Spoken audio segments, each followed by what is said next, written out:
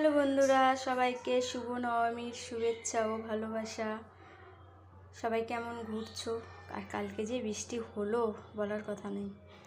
তো যাই হোক, রোজগারের মতো আবারও চলে এসেছি। কী রান্না করেছি তা নিয়ে।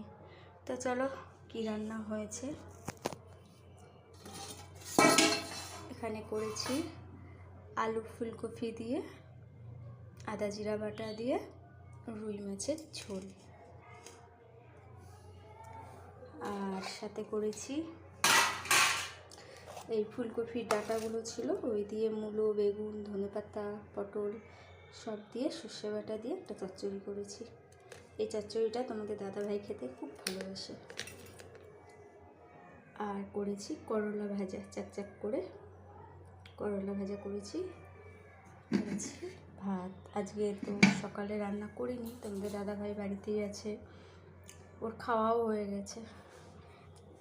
ভিডিওটা কখন ছাড়বো জানি না, ভিডিওটা তোলা হচ্ছে অনেকক্ষণ আগেই, মানে রান্না আমার 12টা বাজে, রান্নাবাড়ি কমপ্লিট।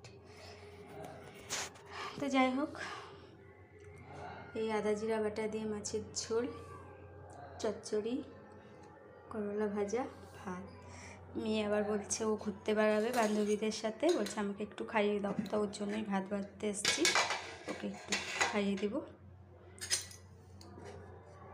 বাচ্চা কাচ্চার যতই পায়ে হাতে বড় হোক, মাদের কাছে ছোটই। বলছে মা আমাকে একটু খাইয়ে দাও, আমি ঘুরতে যাব। খাবে না, আমি জোর করে বলছি একটু খাইয়ে যা।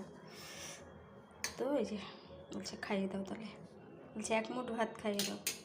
তো যাই হোক বন্ধুরা, এই ছিল আজকে দুপুরের আমাদের হালকা পাতলা মেনু। মাছের ঝোল, চচ্চড়ি, করলা ভাজা, ভাত। তো সবাইকে শুভ দুপুর। সবাই খুব খুব আনন্দ করো। আজকের দিন পার হলেই কালকেই পুজো শেষ। তো চলো, টাটা।